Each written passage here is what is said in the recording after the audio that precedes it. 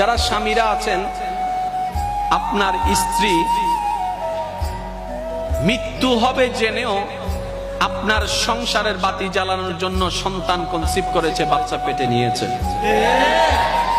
এই রকম পরিস্থিতিতে একজন স্ত্রীর সবচাইতে বড় শক্তির নাম হচ্ছে তার স্বামী।